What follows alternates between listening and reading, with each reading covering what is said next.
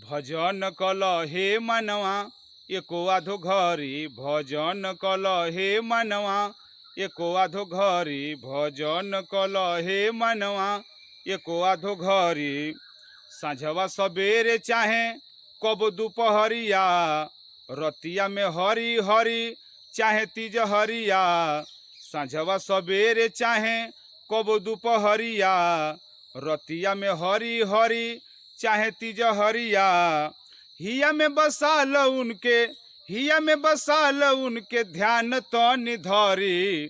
भजन कल हे मनवा एको आधो घरी, भजन कल हे मनवा एको आधो घरी। करब कमाई केतनो एने ओने धाई, कौनो सामान तोहरी साथ न जाई।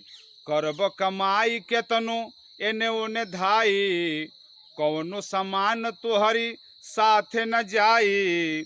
सोना चानियन धन, सोना चानियन धन रही भरी भरी।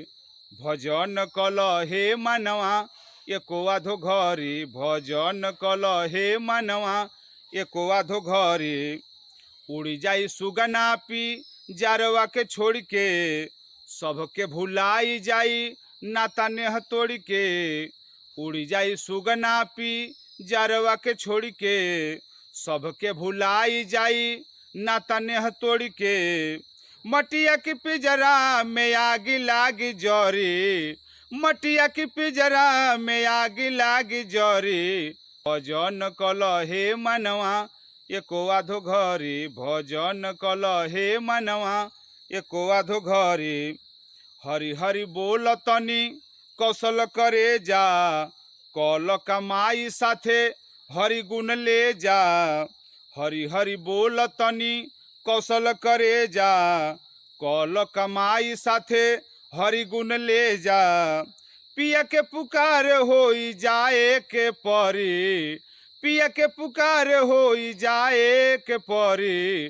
भजन कल हे मनवा एको आधो घरी, भजन कल हे मनवा एको आधो घरी, भजन कल हे मनवा एको आधो घरी, भजन कल हे मनवा एको आधो घरी। नमस्कार। हमारे गीत आप सबके अच्छा लागल हो तो अधिक से अधिक लाइक सब्सक्राइब शेयर करब, कमेंट में जरूर बताइब कि कैसन लागल हो, ताकि यही तरह के गीत कविता के माध्यम से हम आप सबके सेवा करत रही। नमस्कार।